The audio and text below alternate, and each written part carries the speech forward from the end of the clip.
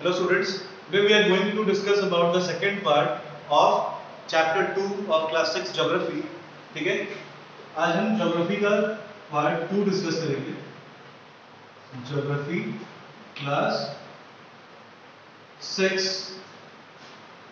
part 2. ठीक है, name of the chapter is globe, latitudes and longitudes. Globe, latitude and longitudes. ठीक है, so basically सबसे पहले हम क्या करेंगे, कल हमने क्या क्या चीजें पढ़ी थी इसके बारे में एक ब्रीफ डिस्कशन करेंगे. ठीक है, सबसे पहले हमने ये जाना था कि ग्लोब क्या होता है, व्हाट इज अ ग्लोब. ठीक है, so globe is a small and miniature representation of miniature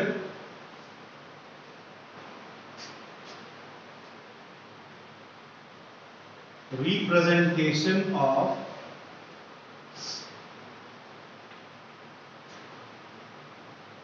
our planet Earth. ठीक है, हमारे अर्थ का एक छोटा सा रिप्रेजेंटेशन. ठीक है, it is also use to show and show the features of our earth. ठीक है, so globe is what? Globe is a miniature representation or a small representation of planet earth. ठीक है, समझ में आ रही है बात? After this we discussed about the globe. कि globe होता कैसा है. ठीक है, it is fixed around, it is not fixed, it is moving along an axis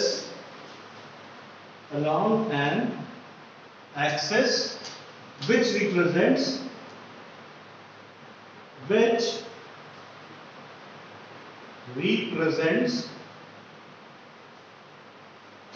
north and south poles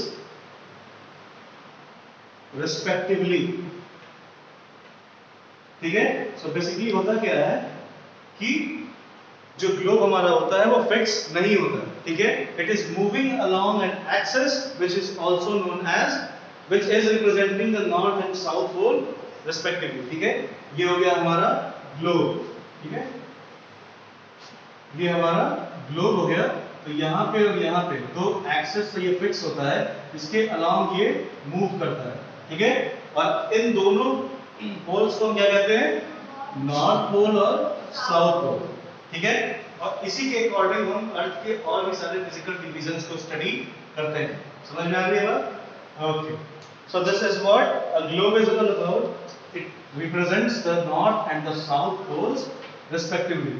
ठीक है, ये हो गई ग्लोब की बात. ठीक है, इसके बाद हमने ये बात की थी what is the actual shape of earth.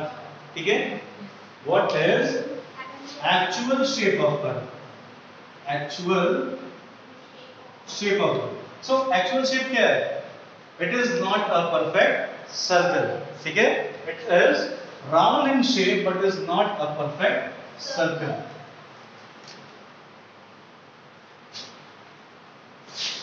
Earth is round in shape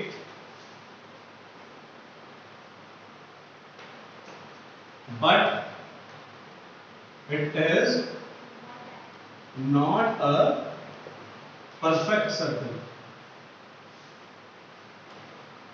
Perfect circle. ठीक है, ये एक परफेक्ट सर्कल नहीं है. तो है क्या? जब अगर ये सर्कल नहीं है तो क्या है? What is it? What is the actual shape of our earth? So basically circle is this. नहीं, ये तो स्क्वायर है. सर्कल इज टोटल, मतलब टोटल राउंड शेप. ठीक है, it is a O like structure, but when we talk about earth shape it is something like this which is flattened from the upper and downward side and bulges from the bottom. ठीक है, बीच में से किनारे की तरफ निकला हुआ है और ऊपर और नीचे की तरफ से दबा हुआ है. And what is this shape called? Sphere. ठीक है, It is called as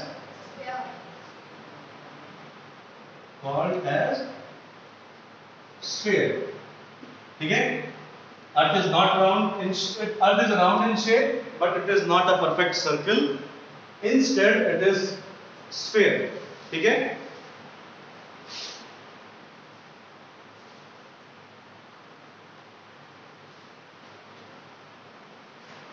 So, when we are talking about sphere, so what are the qualities of a sphere? How it is different from circle? So, circle से sphere कैसे different होता है बताओ? Circle और sphere में difference क्या होता है? सर सर्कल होता है पूरा कवर होता है? ये पूरा कवर नहीं है क्या? कहीं से खुला हुआ है क्या? Is it open from any side? No sir वो राउंड होता है, सर्कल राउंड होता है और सर इसमें राउंड होता है बट उसमें सर जैसे देखो मैं बताता हूँ इतना दिमाग में जरूर बैठा। देखो सर्किल इज टोटली राउंड, ठीक है? राउंड का मतलब क्या होता है? पूरा गोल होगा, ठीक है? बिल्कुल इसकी तरह, ठीक है? It is total round, but sphere is not round. Sphere is flattened from the up and downward side, मतलब कि ये ऊपर और नीचे की तरफ से दबा हुआ होता है, ठीक है? और बीच में से किनारे की तरफ निकला हुआ, यानी कि बिल्कुल एग शेप का है, ठीक है? It is egg shape, egg shape, ठीक है? तुम लोग जब फर्दर क्लासेस में जाओगे 7th या 8th में, ठीक है? तब तुम लोगों को बताया जाएगा कि अर्थ का जो एक्चुअल शेप होता है वो स्फीयर भी नहीं होता है, इट इज ओवल, ठीक है? It is also called as oval, ठीक है? स्फीयर भी बहुत मतलब सही फिगर नहीं अर्थ का, ठीक है? Earth is actually oval in shape. Oval का मतलब पूरा ऐसे, ठीक है? अगर जिसने कंप्यूटर में पढ़ा होगा एल्गोरिथम वगैरह, ठीक है, उसको पता होगा कि ये किसके लिए यूज होता है, स्टार्टिंग ऑफ ऑपरेशन और एंडिंग ऑफ ऑपरेशन के लिए। फ्लो चार्ट में है ना ये, तो ये फ्लो चार्ट का पार्ट है। सो ये एक्चुअल शेप है हमारे अर्थ, ठीक है? लेकिन अभी आप लोगों को ओवल के बारे में नहीं पता है, इसलिए बेसिकली हम इसे स्फीयर लेके चलते हैं, ठीक है? सो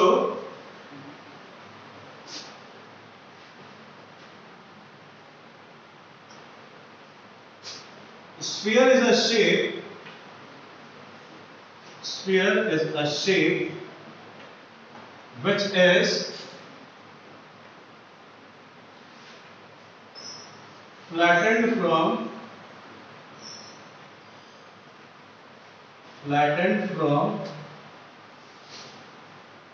up and downward side, up and downward side, and bulged from the bottom,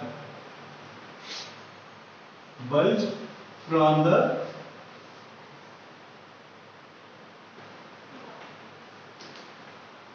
bottom. इसका क्या मतलब हुआ? इसका मतलब ये हुआ कि ये ऊपर और नीचे की तरफ से दबा हुआ है, और बल्ज्ड का मतलब होता है बाहर की तरफ निकला हुआ, जैसे कि मैंने भी ओवल बनाया था ऐसे, ठीक है? It is something like this, okay? Did you all understand? Pragati Pratibha, okay? So after this we studied about the divisions of earth, ठीक है? इसके बाद हमने अर्थ की डिविजन्स के बारे में पढ़ा, ठीक है? What are the physical divisions of earth, ठीक है? और ग्लोब में क्या क्या चीजें हमें देखने को मिलती है, ठीक है? सो ग्लोब शोज, ठीक है? Globe shows the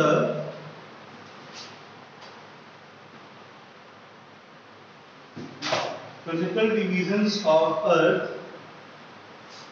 physical divisions of earth, ठीक है? along with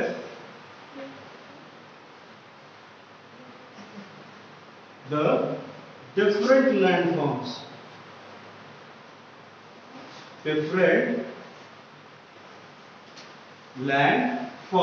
ठीक है? और सॉरी ग्लोब में क्या क्या दिखाता है? It shows the physical divisions. Physical division का मतलब हमारे अर्थ पे फिजिकली क्या क्या चीजें अवेलेबल हैं, ठीक है?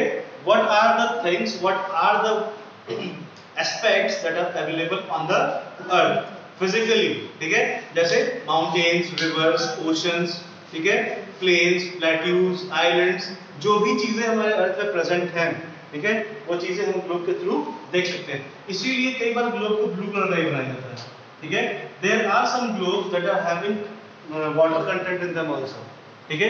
कई बार क्या होता है कि ग्लोब ऐसे ही बनाए जाते हैं जिसमें बिल्कुल अर्थ की तरह 75% वाटर से वो भरा हुआ बनता है, ठीक है, just to show the exact division that earth is having, ठीक है।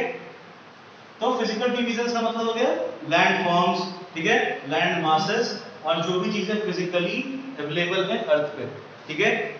Understood everyone? Okay.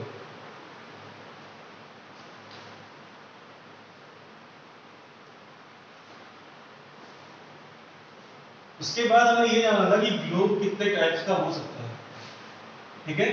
What are the types of globe that we see in our subject, ठीक है। हमारे ज्योग्राफी सब्जेक्ट में ग्लोब का बहुत बड़ा इंपॉर्टेंस है, पता है। सो ग्लोब की वजह से ही हम ये जान पाते हैं कि अर्थ पे कौन कौन सी चीजें कहाँ पे अवेलेबल है, ठीक है। जो हमारा एक्चुअल अर्थ है उस पर ये थोड़ी लिखा हुआ है कि ये अंटार्कटिका है, ये यूरोप है, ये एशिया है, ठीक है। ग्लोब की हेल्प से ही हम मार्किंग्स करते हैं ना कि सबसे बड़ा कॉन्टिनेंट एशिया, उसके बाद यूरोप, उसके बाद अंटार्कटिका, फिर जो भी चीजें हैं, ठीक है। सो जितने भी कॉन्टिनेंट्स हैं, जितने भी कंट्रीज हैं, जितने भी फिजिकल डिवीजन्स हैं अर्थ के, ये सारी चीजें मार्क की गई है किसकी हेल्प से? ग्लोब की हेल्प से, ठीक है। ग्लोब ही बेसिकली ये बताता है ना कि ये कॉन्टिनेंट का ये नाम, ठीक है, और वहां पे रहने वाले लोग जो है उनका रिलीजन क्या है, वो कौन कौन सी चीज है।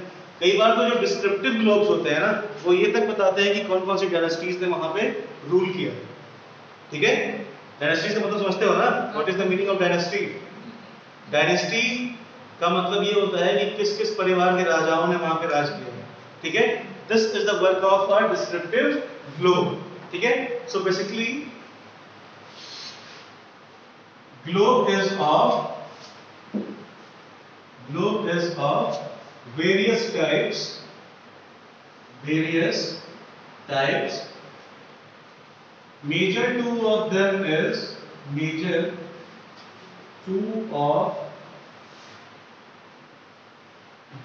is first one fixed globe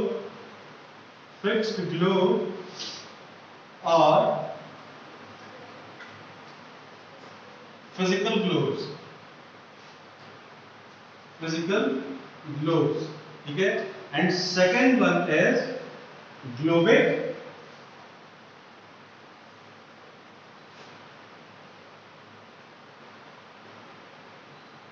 balloons, ठीक है। ये दो टाइप के ग्लोब्स होते हैं, ठीक है। जो हमारा ये फिक्स्ड ग्लोब या फिजिकल ग्लोब होता है, ठीक है, ये बेसिकली किस लिए यूज होता है? ये प्लैनेटोरियम्स में यूज करते हैं बहुत ही ब्रॉड वे में किसी को रिप्रेजेंट करने के लिए। अगर हमें किसी एक कॉन्टिनेंट को बहुत बड़ा करके दिखाना है, ठीक है, उसके बिल्कुल डीप में जाकर के उसको समझना है, ठीक है। If you have to do a detailed study about earth, ठीक है, about any specific continent, about any specific area, then we use this fixed globe और फिजिकल ग्लोब, ठीक है। It is a very big in shape, ठीक है, हमारे से class के बराबर का वो अकेला ग्लोब होता है, ठीक है। हमारे ये तारामंडल प्लैनेटोरियम है ना, इसमें इस टाइप का ग्लोब है, ठीक है। So it is basically used for study of the earth, deep study of the earth, ठीक है। Second is globic balloons. What is globic balloons, Pratibha?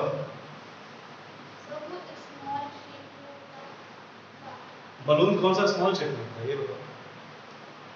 Globic balloons are the balloons that are also marked like globe, ठीक है।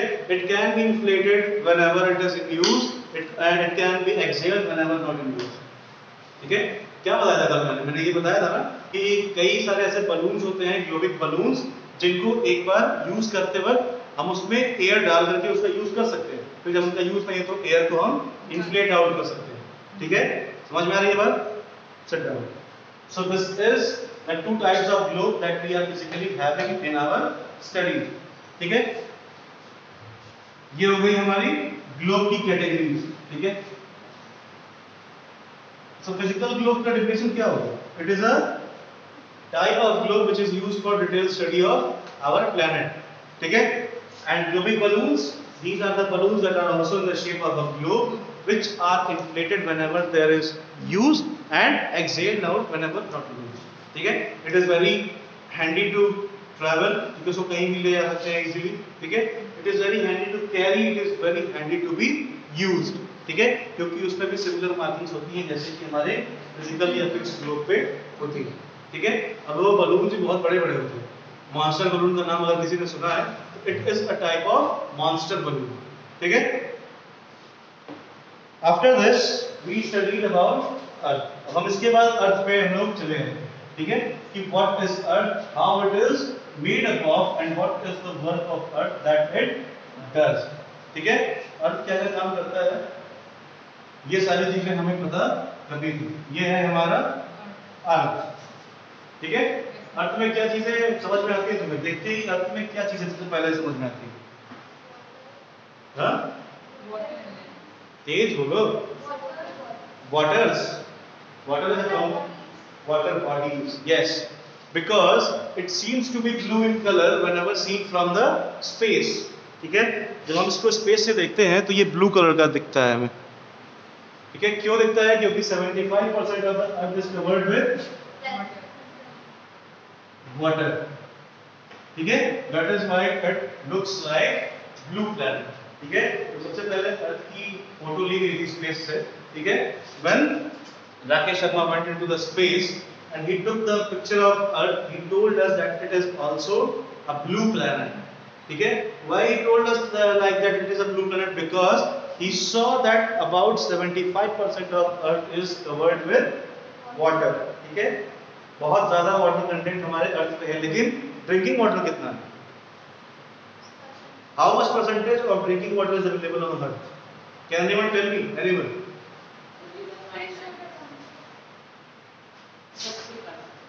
कितना? 3%. नहीं, it is only 3.9%. तो भी सही थे अपनी जगह पे, लेकिन डिटेल स्टडी है.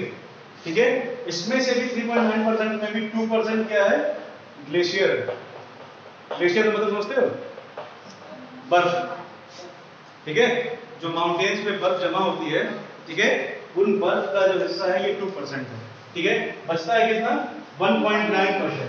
ठीक है, 1.9% में से भी 0.9 को अगर हम निकाल दें तो केवल 1% ऐसा वाटर है जो हमको यूज करने के लायक होता है. Only 1% is fit for usage. ठीक है, 3.9% total water, 2% glacier, 0.9% impure हो जाता है उसमें भी. ठीक है, और 1% जो बचता है वही हम यूज करते हैं. ठीक है, so this is what the actual water content of earth is. ठीक है, वाटर कंटेंट जो अर्थ का है वो बिल्कुल एक्चुअली में ऐसा है. ठीक है, हमें देखने से लगता है कि अरे भाई 75% वाटर हम बहुत यूज कर सकते हैं, but it is not fit for usage. ठीक है, it is only fit for having oceans, breeding of aquatic animals and all other things. ठीक है, समझ में आ रही है बात? सो अर्थ की जो वाटर बॉडीज थी उसकी तो बात हमने कर दी. ठीक है, इसके बाद अर्थ का एक बहुत इंपॉर्टेंट फंक्शन होता है कि ये अपने एक्सिस पे रोटेट करता है. ठीक है, ये है इसकी एक्सिस, है ना प्रतिभा? ऐसी एक्सिस होती है ना, या फिर मतलब रियल लाइन होती है? रियल एक्सिस है अर्थ की. It is a imaginary line. Write down in your copy, axis is an imaginary line.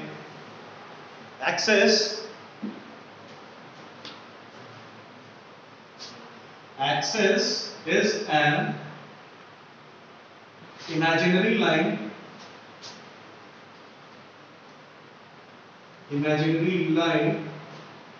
along which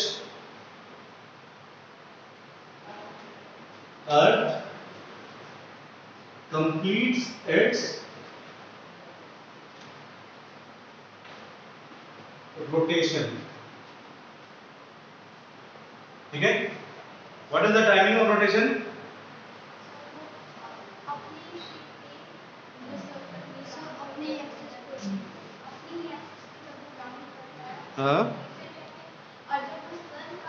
What is the timing of that rotation?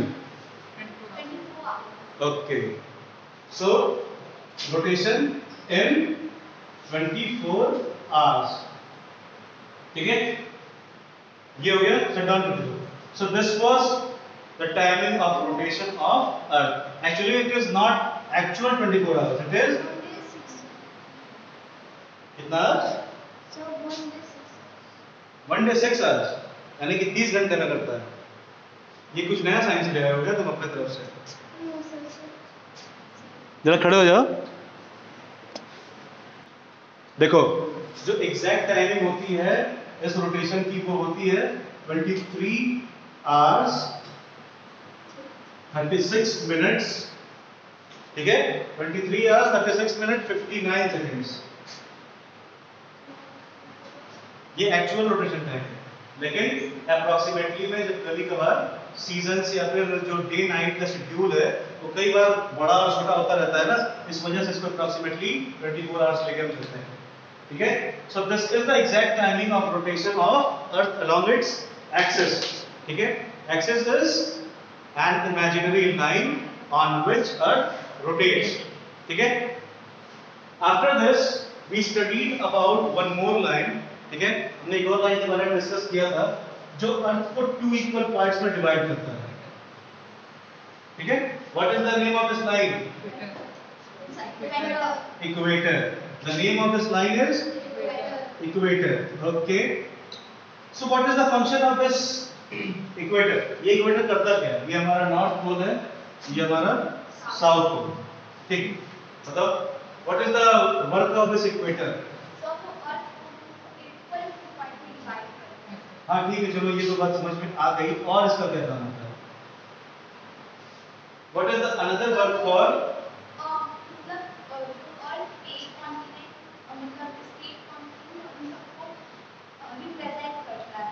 Equator. Equator represent करता है.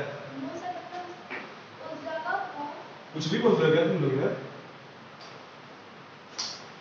देखो अगर किसी भी चीज को हमें लोकेट करना होता है, ठीक है, अर्थ पे, अगर मान लो कोई चीज यहाँ पे है, ठीक है, इसको अगर हमें लोकेट करना है, ठीक है, तो हम इक्वेटर को रेफरेंस लेके करते हैं. रेफरेंस का मतलब ये है, जैसे अगर तुम्हें स्कूल के आसपास कहीं जाना होगा, ठीक है, अगर तुम्हें गणपति मैरिज हाउस जाना है, ठीक है, तुम क्या कहोगे? IRS से 2 कदम पीछे है, कहेंगे ना इस बात को. आसानी से कह सकते हैं कि हमारा IRS स्कूल जो है भगत चौराहे से इतनी दूरी पे है, कहते हैं ना ये बात. सिमिलरली हम इक्वेटर को भी वैसे ही रिप्रेजेंट करते हैं. ठीक है, अगर ये एक डिस्टेंस है, ठीक है, तो हम इसको रेफरेंस लेके इसको मेजर कर लेते हैं. ठीक है, अगर ये 4 मीटर की डिस्टेंस पे है तो हम कहेंगे that this point that you wanted to locate is 4 metre away from the equator in the northern hemisphere. ठीक है, समझ में आई बात? बैठ जाओ. सो ये होता है हमारा northern hemisphere,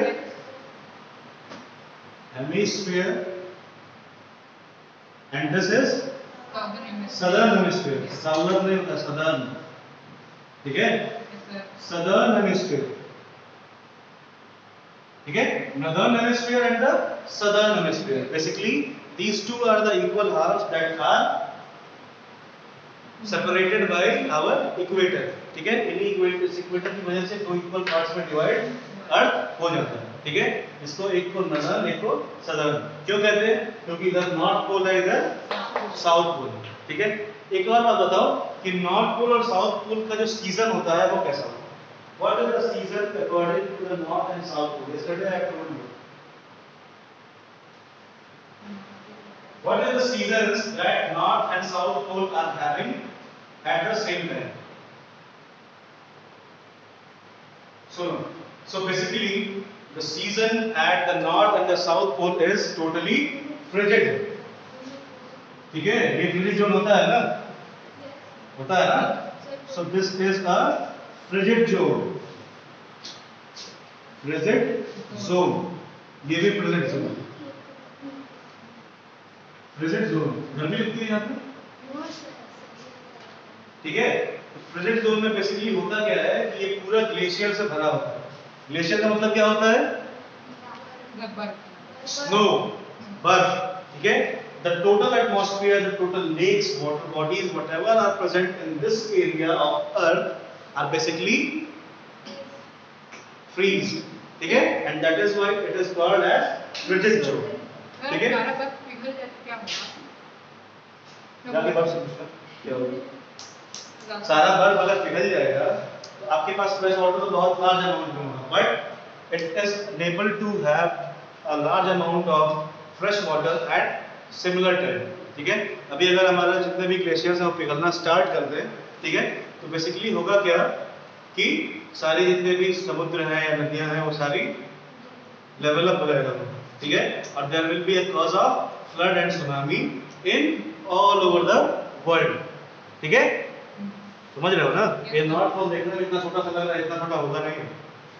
32 lakh square kilometre में, it is 32 lakh square kilometres in area. समझे? ये देखने में इतना छोटा सा है, इतना छोटा है थोड़ी नहीं, समझे?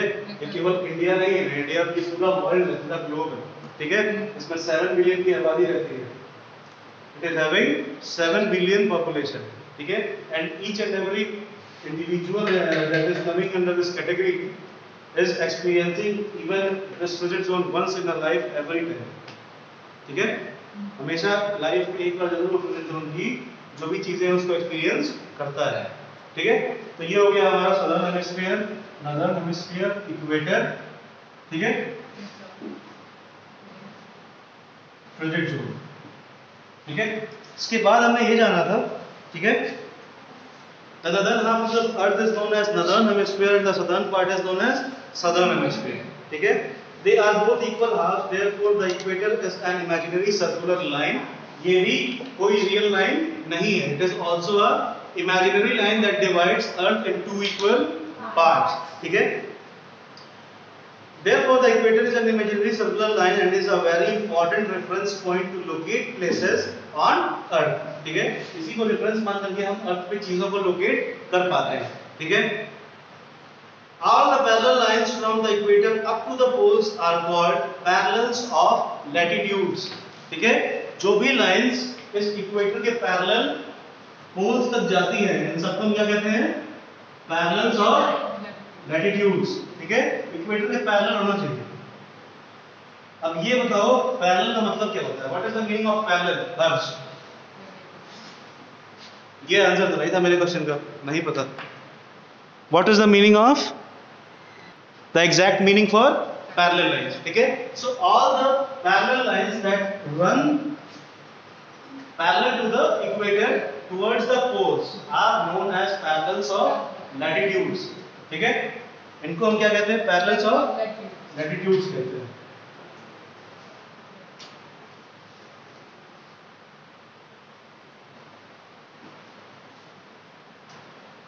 The lines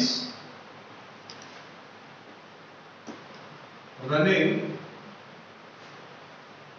parallel to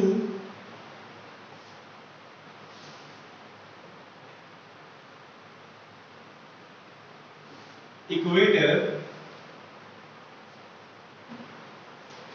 starting from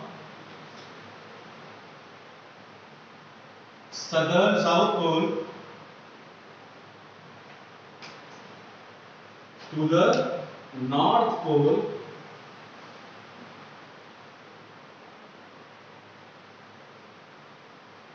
is considered as parallels of latitude, parallels of latitudes। ठीक है, इनको लैटिट्यूड्स कहते हैं। ठीक है, जो इक्वेटर के पैरेलल चलती है। ठीक है, पैरेलल कैसे चलती है? देखो यहाँ से चली, ये सब इक्वेटर के पैरेलल है, कहीं मिलने नहीं। अरे अगर हम एक 3 डायमेंशनल फिगर लेके चलते हैं, अगर ये बॉटल है, ठीक है, तो इस बॉटल के अराउंड ये वाली जो लाइन है, ये जो बाउंड्री बनी हुई है, ठीक है, और ये वाली बाउंड्री बनी हुई है, इनके बीच में कहीं इंटरसेक्शन दिख रहा है तुम्हें? सिमिलरली अर्थ का भी यही हाल होता है। ठीक है, ऐसे ही लैटिट्यूड्स दौड़ती हैं, ठीक है, चारों तरफ से, और उनके बीच में कभी भी इंटरसेक्शन नहीं होता। ठीक है, अगर आप इसको अर्थ को यहाँ से काट दो, ठीक है, तो आपको सिमिलर टाइप ऑफ जो शेप है वो दोनों साइड पे मिलेगा। ठीक है, इससे क्या पता चलता है कि अगर हम किसी भी शेप से काटें, किसी भी लैटिट्यूड के हिसाब से काटेंगे अगर, ठीक है, तो हमें सिमिलर शेप भी सर्कुलर स्फेरिकल शेप उस पे मिल जाएगा। ठीक है, this is what called parallels of latitude. ठीक है, समझ में आएगा सबको? ये लिख लिया तुमने? So this is what called parallels of latitudes. ठीक है? The equator represents the 0 degree latitude since the distance from the equator to either of the poles is 1/4 of the circle round the earth. It will measure 1/4 of 360 degrees, that is 90. So thus 90 degrees north latitude marks the north pole and 90 degrees south latitude marks the south pole. अब इसका क्या मतलब हुआ? ये जितना भी line मैंने पढ़ा इसका क्या मतलब है? इसका मतलब ये है कि जो हमारा इक्वेटर है ये 0 डिग्री लैटिट्यूड पे होता है, ये 0 डिग्री पे है। ठीक है, तो जब भी हम नॉर्थ पोल और साउथ पोल को लोकेट करेंगे, ठीक है, तो ये इस 0 डिग्री पे या एक सर्कल में 360 डिग्री का एंगल बनेगा, बनता है कि नहीं बनता? सर्कल के सेंटर पे 360 डिग्री का एंगल बनता है। ठीक है, क्यों बनता है? क्योंकि it is a total circle which is having 4 90s included. ठीक है, and 4 9s are 36 and that is why it is 360 degree. ठीक है, अरे देखो अगर हम ऐसे बात करें, ठीक है, तो ये हमारा 90 डिग्री होता है, बताओ, this is 90 degree or not? Similarly this is also 90 degree. ये भी एक 90 है, ये भी एक 90 है, टोटल कितना हो गया? 360 हो गया। सिमिलरली जब ये हमारा पॉइंट है तो ये कह सकते हैं ना कि इस पूरे पॉइंट पे 360 डिग्री का एंगल है ना? वैसे ही ये जो हमारा पॉइंट है ये भी 360 डिग्री का एंगल बना रहा है। ठीक है, तो जब हम यहाँ से नॉर्थ पोल को लोकेट करेंगे, यहाँ से ये है हमारा नॉर्थ पोल, ठीक है, और ये हमारा इक्वेटर लाइन है, ठीक है, तो ये कितने डिग्री का एंगल बना रहा है? 90 डिग्री। ठीक है, 90 डिग्री का एंगल ये बना रहा है, that is why it is said it is 1/4 of the total angle. ठीक है, टोटल एंगल का 1/4 एंगल नॉर्थ या साउथ पोल को लोकेट करने में यूज होता है। ठीक है, and what is the 1/4 of 360? 90। ठीक है, 360 का 1/4 का पार्ट कौन सा होगा? 90 डिग्री होगा।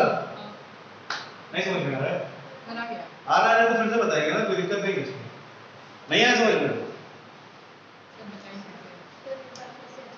देखो जैसे कि मैंने यहाँ पे बताया कि एक पॉइंट पे 360 डिग्री का एंगल बन रहा है, ठीक है, तो जब यहाँ पे 360 का एंगल बन रहा है तो ये भी यहाँ भी बनेगा, क्योंकि ये भी एक मिड पॉइंट है और यहाँ पे भी ये 360 का एंगल बनेगा। तो जब हम इस पॉइंट से नॉर्थ पोल को लोकेट करेंगे, ठीक है, तो नॉर्थ पोल का जो ये हमारा लाइन है ये हो जाएगा नॉर्थ पोल का लोकेशन। ठीक है, और ये हमारा इक्वेटोरियल रेफरेंस। ठीक है, तो इक्वेटोरियल रेफरेंस और नॉर्थ पोल की जो लोकेशन लाइन है उन दोनों के बीच में कितने एंगल बनेंगे? 90 डिग्री। समझ में आ रहा है सबको? सिमिलरली तो ये 90 जो है ये 4 हिस्से हैं इसके, 2 3 और ये 4 हिस्से हैं, तो 4 में से एक हिस्सा ये है। ठीक है, तो इसीलिए तो यहाँ 1/4 रखा गया है। फ्रैक्शन में क्या बताया जाता है कि जो शेडेड पार्ट होता है वो ऊपर लिखते हैं और टोटल नंबर ऑफ पार्ट नीचे लिखते हैं ना, तो ये शेडेड पार्ट हो गया 1 और टोटल नंबर ऑफ पार्ट्स कितने?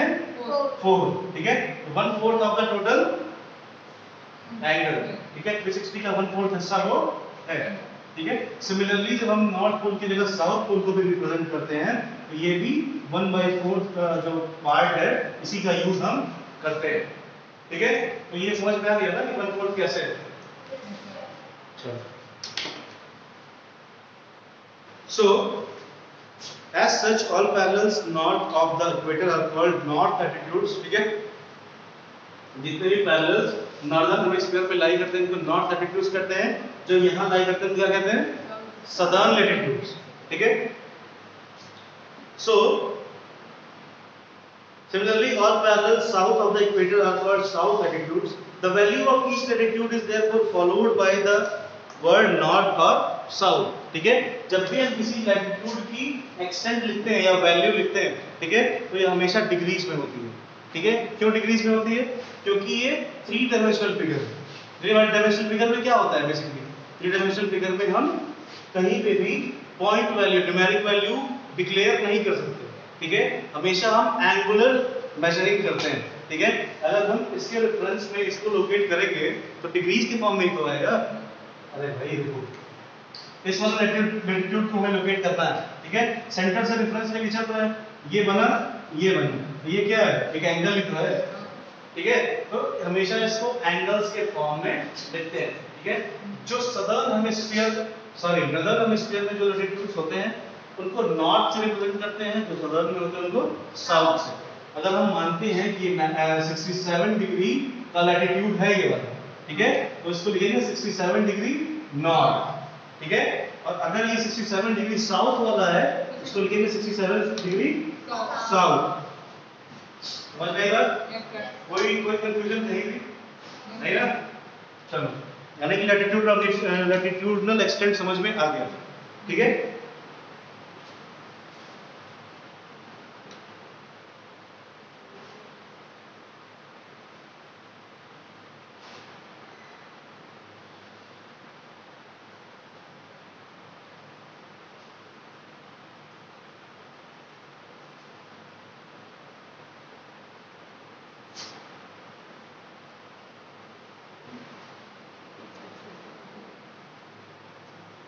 So this is called latitudinal extent of our Earth, ठीक है। हमारे अर्थ का ये latitudinal extent होता है, ठीक है। अब हम आगे इसमें बात करते हैं कि लैटिट्यूड्स की वजह से हम और क्या क्या चीजें कर सकते हैं, ठीक है। So, for example, both Chandrapur in Maharashtra, India, and Belo Horizonte in Brazil are located on the parallels of about 20 degree latitude. But the former is 20 north of the equator and the latter is 20 degree south of it. ठीक है, इसका मतलब ये है कि महाराष्ट्र का चंद्रपुर, ठीक है, और ब्राजील का हॉरिजॉन्टे, ये दो सिटीज जो हैं, ठीक है, ये दोनों 20 डिग्री लैटिट्यूड्स पे लाई करती हैं, ठीक है। लेकिन महाराष्ट्र का जो चंद्रपुर है वो 20 डिग्री नॉर्थ पे लाई करता है और ब्राजील का हॉरिजॉन्टे 20 डिग्री साउथ पे लाई करता है, ठीक है। बस इन दोनों में डिफरेंस यही है, ठीक है। इन दोनों को अलग अलग डिग्रीज पे मेजर हम करते हैं, किसके रेफरेंस से? इक्वेटर के रेफरेंस से। समझ में आएगा? By taking equator as a reference we always measure the degrees and the length of latitudes. Any problem Pratibha? So this was what we were studying about latitudes, ठीक है। After this we therefore say that Chandrapur is situated in 20 degree north latitude and Belo Horizonte is situated in 20 degree south latitude. We see in the figure 2.2 that as we move away from the equator, the size of the parallels of latitude decreases. इस word का क्या मतलब है? ये जो line मैंने पढ़ा था, इक्वेटर से जब हम दूर जाते हैं तो लैटिट्यूड्स की लेंथ कम होती जाती है, इसका क्या मतलब है? इसका मतलब ये है कि ये अगर हमारा अर्थ है, ठीक है, ये हमारे इक्वेटर है ये, ठीक है, तो ये सबसे बड़ा लैटिट्यूड होता है अर्थ का, ठीक है। क्यों? क्योंकि ये बिल्कुल इस अर्थ के मैक्सिमम पॉइंट से इधर के मैक्सिमम पॉइंट तक लाई करता है, ठीक है। अब इसके ऊपर अगर हम जाएंगे तो देखो ये वाली लेंथ कम हुई, ठीक है, तो इधर में लाएंगे तो ये भी कम हो जाएगी, सिमिलर वे में ये भी कम होगी, और ठीक है, और कम, फिर ऐसे ही कम होती जाती है, ठीक है। ये भी ऐसे ही होता है, देखो पैरेलल्स ऑफ लैटिट्यूड कम होते जा रहे हैं ना, लेंथ कम हो रही है इनकी। कम क्यों हो रही है? What is the reason behind the decreasing of the length of these both two latitudes? What is the reason? Can anyone tell the reason? Anyone? 6 7 कोई भी होता है, इनके बीच में डिफरेंस, इसका रीजन क्या है? आखिर क्यों इनके जो लेंथ है उसमें सो after this important parallels of latitudes. अब हम जानते हैं ना कि लैटिट्यूड्स जो इंपॉर्टेंट होते हैं, जो सबसे इंपॉर्टेंट लैटिट्यूड होते हैं, उनकी क्या एक्सटेंट होती है, ठीक है, और कितने डिग्रीज पे वो लाई करते हैं, ठीक है। तो ये हमारा अर्थ है, ठीक है। ये सबसे बड़ा वाला लैटिट्यूड इक्वेटर है। कितने डिग्री पे होता है इक्वेटर? 90 डिग्री पे होता है, 0 डिग्री पे इक्वेटर होता है, ठीक है। दिस इज एट 0 डिग्री, ठीक है। इसके बाद जो हमारा अगला होता है ये होता है frigid zone. Frigid zone, up and down both, one is frigid zone. And what is the extent for this? This is 66.5 degree south, 66.5 degree south। इसको हम 66.5 पे लिख सकते हैं, लेकिन 1/2 क्यों लगाया गया? क्योंकि जब भी हम अर्थ के रिस्पेक्ट में बात करते हैं डेसिमल का रिप्रेजेंटेशन नहीं होता, ठीक है? मतलब ये कि जब भी हमें हाफ या क्वार्टर्स रिप्रेजेंट करना होता है, फ्रैक्शन में जानते हो ना हाफ क्वार्टर का मतलब क्या होता है? क्वार्टर का मतलब 3/4 का पार्ट, ठीक है? वैसे ही 3/4 नहीं 1/4, ठीक है? तो वैसे ही 66 एंड हाफ हमें रिप्रेजेंट करना है, तो इसको 66.5 we can't write it because when we are showing the degrees of latitudes then we can only use the fractional and whole numbers, ठीक है? we can't use decimal numbers, ठीक है? ऐसे ही इसका एक्सटेंट क्या होगा? 66.5 डिग्री नॉर्थ। क्यों? क्योंकि ये नॉर्थ पोल है, ये साउथ पोल है। समझ में आ रही है बात? इसके बाद आता है ये एक दूसरा लाइन, ठीक है? और ये यहाँ की दूसरी लाइन। ये क्या है? कोई बताएगा ये क्या है? बिना बुक में देखे। ये कैंसर, ये कैप्रिकॉर्न, ठीक है? ट्रॉपिक ऑफ कैंसर, ठीक है? And this is tropic of Capricorn, ठीक है? हिंदी में क्या कहते हैं इसको? कल बताया था मैंने, व्हाट इट इज एब्रिविएटेड इन हिंदी।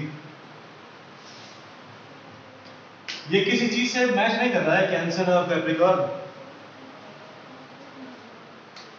ठीक है? कैंसर इज कर्क रेखा, कैप्रिकॉर्न इज मकर रेखा, ठीक है?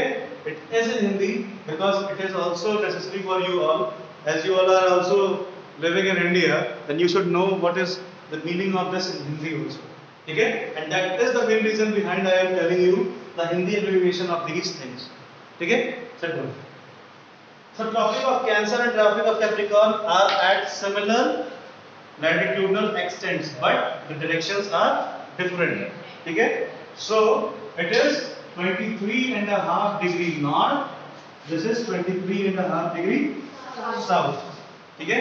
Never forget to mention the sign of degree, ठीक है? कभी भी ये डिग्री का साइन छूटना नहीं चाहिए, नहीं तो ये सारा रिप्रेजेंटेशन गलत हो जाता है, ठीक है? After this, ये है हमारा north temperate zone. North temperate zone अभी बताता हूँ इसका मतलब क्या होता है, ठीक है? ये हमारा है साउथ टेम्परेट जोन,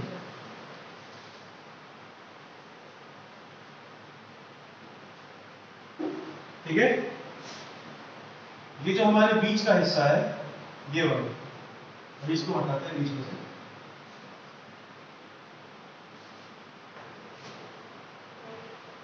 ये जो बीच का हिस्सा बच रहा है हमारा, ठीक है?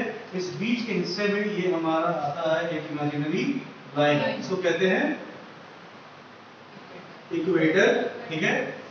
इस इक्वेटर के ऊपर ये मिडिल में टॉरिड जोन होता है, ठीक है? टॉरिड जोन, ठीक है? अब हम ये जानते हैं कि इन सब में इन सबको इन नामों से क्यों जाना जाता है? Why these all are termed as these kind of names? इनको ये सारे नाम क्यों दिए गए? Why these are termed as north temperate zone? Why this is called as south temperate zone? Why this is called as torrid zone? ठीक है? So basically काम क्या होता है ना, जब हमारे अर्थ को सन को जब अर्थ फेस करता है, ये मान लेते हैं हमारा सन, ठीक है? सन है, ठीक है? सन को जब अर्थ फेस करता है तो सन की लाइट डायरेक्टली कहां पड़ती है? इस एरिया में पड़ती है, ठीक है? And that is why the torrid zone और the equatorial regions are having very high temperatures, ठीक है? जितने भी इक्वेटर के नजदीक के एरियाज हैं वहां पे टेंपरेचर बहुत ज्यादा हाई होता है, ठीक है? और टेंपरेचर हाई होने का कारण क्या है कि अर्थ को डायरेक्ट फेस सनलाइट यहां पे करना पड़ता है, ठीक है? सबको समझ में आ रही है ये बात? अर्थ faces sunlight directly in this region and that is why it is also known as torrid zone, just because of high temperature, ठीक है? This is considered as torrid zone, ठीक है? After that the north temperate zone and south temperate zone are getting the slanting sun rays, ठीक है? इनको slanting sun rays मिलती है। Slanting sun rays का मतलब क्या होता है, यहाँ पे बिल्कुल स्ट्रेट लाइन टेम्परेचर हो रहा है, ठीक है, और यहाँ पे जो सन की रेज है वो थोड़ा सा कम जा रही है, ठीक है, इसीलिए यहाँ और यहाँ का जो टेम्परेचर होता है वो नॉर्मल होता है, ठीक है, ना ज्यादा ठंडा ना ज्यादा गर्म, ठीक है, और ये वाला रीजन जो है ये बहुत ज्यादा गर्म होता है, ठीक है, वेस्ट इंडीज, अफ्रीका, ये सारी कंट्रीज इन्हीं एरियाज में पाई जाती है, ठीक है, श्रीलंका भी कुछ समय तक था लेकिन अब वो इस एरिया में नहीं आता है, वहां का भी क्लाइमेट मॉडरेट हो गया है, ठीक है। So equatorial regions are facing the direct light of sun, that is why they are having very high temperature, ठीक है, and so it is named as torrid zone. North and south temperate zone are getting the slanting sunlight and that is why they are having normal temperature, ठीक है, and so it is named as temperate zones, ठीक है। अब आते हैं इन south poles पे सन की raise बहुत रेयरली पहुंच पाती है, ठीक है, क्योंकि जो maximum number of sun rays है वो यहाँ और यहाँ में खर्च हो जाती है, ठीक है, और यहाँ तक बहुत रेयर केस में ऐसे पहुंच पाती है, ठीक है, that is why the temperature of these regions are very low, ठीक है, -200 -150 to 200 डिग्री सेल्सियस, ठीक है, and that is why the lakes and the water bodies of these areas are freezed off, ठीक है, इसीलिए इन सारे एरियाज में जितनी वाटर बॉडीज होती हैं ये जमी हुई होती है, ठीक है। So this is what all about the, so this is what north temperate zone and south temperate zone is all about, ठीक है, समझ में आ रहा है सबको कि नॉर्थ टेम्परेट जोन और साउथ टेम्परेट जोन में बेसिकली इसीलिए होता है क्योंकि यहाँ पे सन की रेज बहुत कम पड़ती है, ठीक है, और फ्रेजिल जोन में टेम्परेचर इतना कम इसलिए होता है क्योंकि यहाँ पे बहुत रेयरली सन की रेज पड़ पाती है, ठीक है, it is the main reason behind the lower temperature of frigid zone as well as the moderate climate of north and south temperate zones. समझ में आ गई बात? इसके बाद beside the equator the north pole 90 degree, ठीक है, north pole 90 degree extend होता है इसका, ठीक है, ये इसका यहाँ पे ये 90 डिग्री पे होता है, ये भी 90 डिग्री पे होता है, क्यों? क्योंकि this are the 1/4 of the total angle that is formed here, ठीक है, यहाँ पे जितनी भी एंगल बनती है उसका 1/4 पार्ट ये होता है, ठीक है। The Tropic of Cancer, अब हम बात करते हैं पैरेलल्स ऑफ लैटिट्यूड जो हमने ये बनाया है, ठीक है, ये कितने एक्सटेंट पे लाई करते हैं और इन एक्सटेंट पे लाई करने के पीछे का रीजन क्या है, what is the reason behind lying of these latitudes at such an extent, ठीक है। So Tropic of Cancer is 23.5 degree north in the northern hemisphere. Tropic of Capricorn is 23.5 degree south, ठीक है, southern hemisphere, in the southern hemisphere. Arctic Circle at 66.5 degree north at the equator, and Arctic Circle at 66.5 degree south of the equator, ठीक है। अब देखो ये हम tropic of cancer और Capricorn तो कहते ही, ठीक है, लेकिन इसको आर्कटिक सर्कल कहते हैं और इसको एंटार्क्टिक सर्कल कहते हैं, एंटार्क्टिक सर्कल, इसको क्यों कहते हैं, why it is so called, इसको आर्कटिक सर्कल, इसको एंटार्क्टिक सर्कल क्यों कहते हैं? क्या ये नाम तुमने कहीं पहले सुना है, आर्कटिक और एंटार्क्टिक? ओशंस के नाम है ना, एंटार्क्टिका, आर्कटिक, ये ओशंस के नाम है ना। So just because of their presence near the oceans of such names, they are known as Arctic and Antarctic Circle, ठीक है, इसीलिए इनको आर्कटिक और एंटार्क्टिक सर्कल कहा जाता है, ठीक है। So these both are situated at the 66.5 degree north and south, ठीक है। So this was all about today, ठीक है, इसके बाद जितने भी टॉपिक्स इसमें बच रहे हैं वो हम नेक्स्ट लेक्चर में डिस्कस करेंगे, ठीक है। If you have any problem then you can discuss in the class, ठीक है। Till then let us discuss about the homework.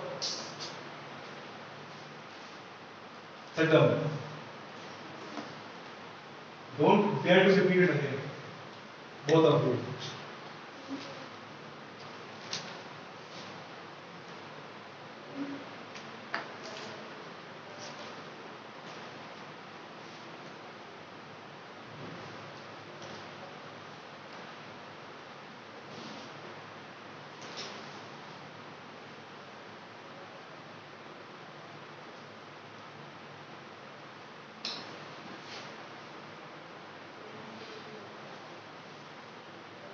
So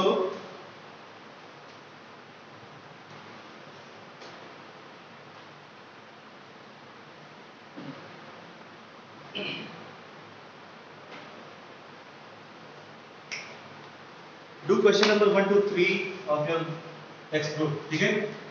Do question 1, 2 and 3 of your textbook along with book exercises.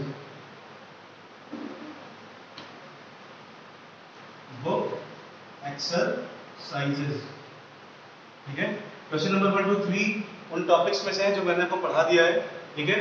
तो आपको उसे complete करना है. ठीक है? It is very easy, I think, because it is related to the topics that I have taught you. ठीक है? So you have to complete it as well as the exercises that is mentioned in the book. ठीक है? Till then, stay tuned for the next video, next part. Complete the notes as well as complete the homework. ठीक है?